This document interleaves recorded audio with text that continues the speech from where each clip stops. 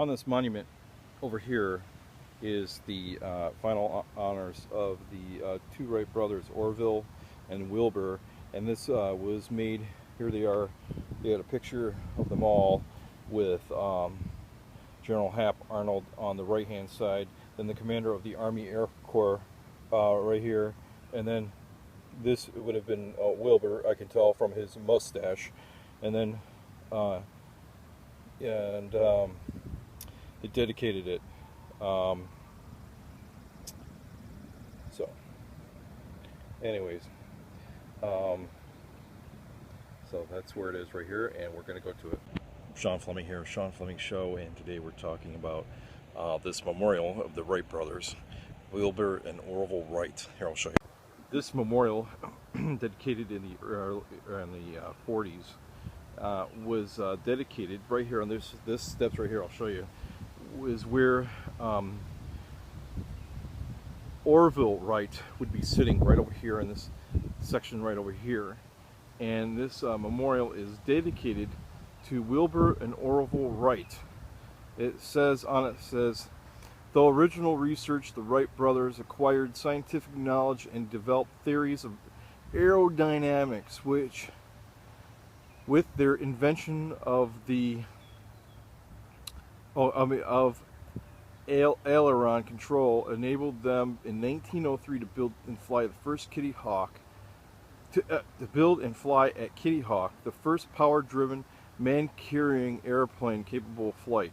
Their future development of the aeroplane, that's not AIR, that's AERO, aeroplane, gave it the capacity for service, which established aviation as one of the great forward steps in human progress. As scientists, Wilbur and Orville Wright discovered the secret of flight.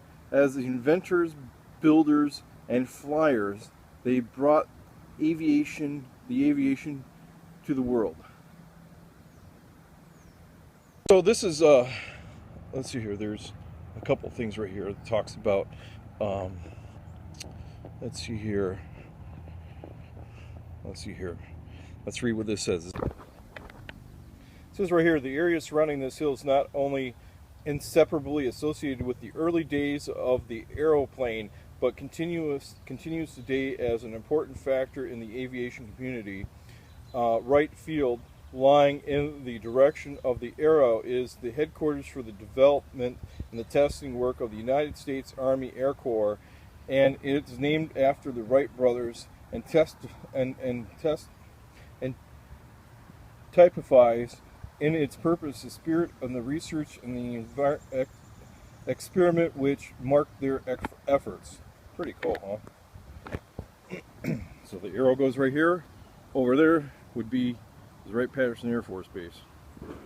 And over here, here's another marker facing over that way, which says that centuries ago this hill was the center of life and culture of the mound builders, a large burial grounds and 4 small ones that have been identified here by the Ohio State Archaeological and Historical Society. They were once part of the mound and community. From all indications was a place of importance in the mound builders area. Thus, from a site from considerable prehistoric interest arises a shaft commemorating one of the largest and greatest advances in history of mankind. So we're right here right now, and this is it's Huffman Prairie Flying Field, which is here on the Wright Brothers Hill. On all sides you are surrounded by vast research complexes, runways, and Wright-Patterson Air Force Base. Problem solving done here since 1917 has taken aviators from Huffman Prairie Flying Field to the moon and back. In the early 2000s and 1920s, McCook Field near downtown Dayton proved too small to be safe for further experimental aircraft work. Community leaders formed the Dayton Air Service Committee, buying the land surrounding this bluff right here. All these lands, all that you can see, all of this land right here, and everything that you can see right here, way out that way too. It says right here, look 2 miles beyond this overlook.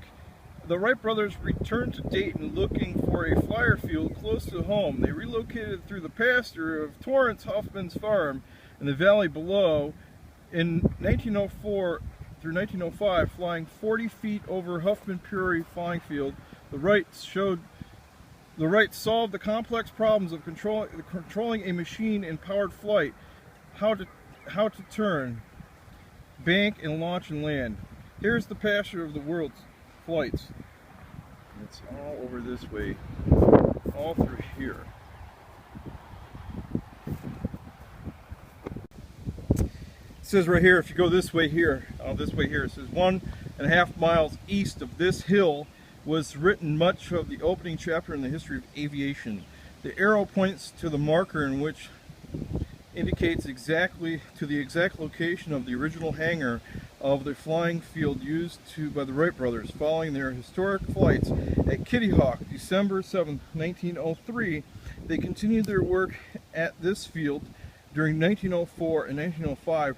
168 flights were made here, including the first in the complete circle. Wow, it's pretty amazing. So we're here at Huffman Prairie Flying Field. It's part of the Wright-Patterson Air Force Base, managed by the National Park Service of the U.S. Department of the Interior. Anyways, so we're here in front of this sign right here. It shows where we are. Nappy Good Motherman right over here. That's where we're at. And we're going to go along this right here is the field. It says right here, it says, let me see what this says right here. And nothing but look, we see a robin's nest in the platform itself. And there is a really nice looking river, like creek going through here. And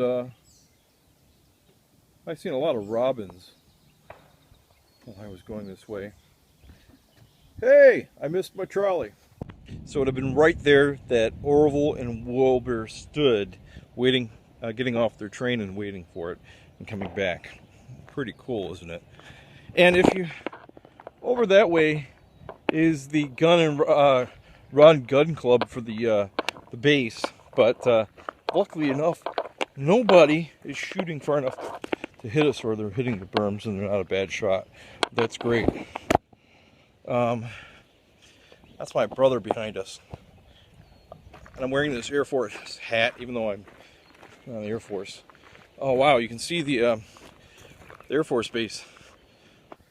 Out in the distance, you can see it way out there. Some C-130s. And the airstrip from way out here. That's pretty sweet, might I say. Way out there. You don't have to worry about it. We can't get on that installation anyways. It has the barbed wire. So anyways. So here's a historical marker right here.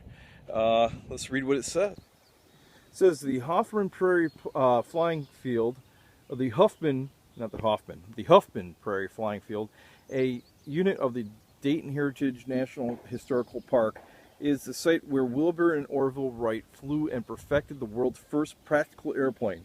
The 1905 Wright Flyer, the third after the Wrights' first flyings of the Kitty Hawk in North Carolina in 1903, the Wright brothers mastered the principles of controlled powered flight at Huffman Prairie during 1904-1905. From 1910 to 1915, they opened the Wright School of Aviation here, training many of the world's first pilots, including many military pilots.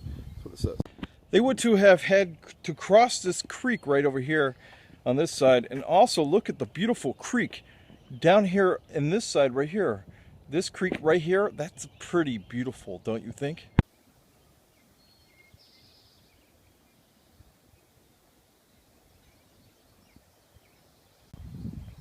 Right here, it says the first airport. If you walk past these trees, the then you can visit the cradle of aviation, the 84 acres of the ordinary pastures where Wilbur and Orville Wright taught themselves to fly. In 1904, the Wrights knew they had to coax more than just their brainchild than their 59-second straight line hop at Kitty Hawk. For aviation to take the next steps, they needed a convenient private place, a flying field closer to home. It took 18 months of bumps, crashes, and creative problem solving to learn how to safely launch, land, and turn and bank. And by the end of 1905, a year later, the Wrights had a flying machine that was no longer bulky mechanical toddler, but a graceful, fully functional creature in the air. For your safety, watch. There's groundhogs at work. We're right here, and the catapult's over there. And please check for ticks after you walk. Wow. Okay. Well, we're gonna check it all out. Hopefully, I don't get Lyme disease or something. So this is where he actually, they did a lot of the first flying right here in this prairie. I'm not going to go out there, I have shorts on, so I don't want to get any ticks, or tocks, or whatever you want to call them, ticks. I think get Lyme disease or some type of weird thing, but I don't think there's anything out here other than there's no cows flying around, no cow patties. But this is exactly, if you look over here in the distance, right over there, you can see we're going to end up over there. That's exactly where the Wright brothers had their first, it was kind of like a hangar of sorts, I believe. And the catapult section is over that way. And yeah, it's kind of an interesting thing. Let's see here, we're coming up on another thing. It says that the flowers brought flyers. Young Orville Wright first came to this field not to fly, but to sketch flowers. He was an artist, and he regularly brought Central High School students to the property to study unusual plants here. Remember that creek that I showed you back over there? Used to be cow patties, cows and everything like that, I guess. And wow, we're going to continue on to this great historical place back through here, and stuff like that. This is awesome. You know, being born in Ohio, but not from Dayton, Ohio, but from Akron, Ohio, I have to say that sometimes you don't get around to some of these places to go look and see what the heck's going on. And when you're on vacation, go looking, see all the great places. And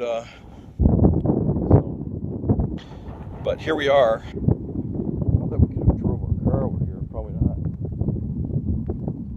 Well, maybe we could have, but we're walking instead. It's a great day. And if you look that way, that's where all the action took place over 100 years ago.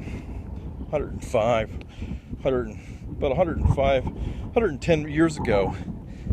In that field is right where they were at, and still kind of got a little countryside going on. It's amazing. We're going to be looking here at the at some more stuff. And so let it go. So in front of us is the this catapult system right here that, as you can see right here, kind of got the airplane to start going, kind of like in the Navy. They catapult the ship, airplanes off the side of the in the Navy, they catapult the airplanes off of the side of the ship back in World War II. As you can see, here it is. You have you would attach the airplane to that little section, and then you drop the weight, I guess, and it would catapult the airplane or something. I don't know how it exactly worked, but anyways, so this is a replica. This is not the same one, but it's in the same spot. As the spring improved in 1905, the Wright brothers were back here at the flying field every day, hard at work. They put a hangar and readied it with their machine. Steering was the guide, was the last great riddle, but trying out the ideas for balancing the control surfaces, the elevators, and the twin rudders, the wing warping. They finally found out a way to put full command into their flyer, into the hands of the hips of the pilot. Anyways, so that's over here, and this is a replica of the hangar. The wooden shed in front of me is a replica built in 1990 on the site of the original 1905 hangar. In 1905, the old hangar is gone. It's like that. Anyways, let's go take a look. So, as I put my head on the right way, that over there is where it would have been. That was made in 1990, and they said that thing over there was they only had this shed up for only a year until they took it down at the end of the season. I don't know what happened to the other shed, but anyways, so tomorrow we will look at all the bicycle shops. They'll be in the next session of Wright Brothers places in Dayton, Ohio.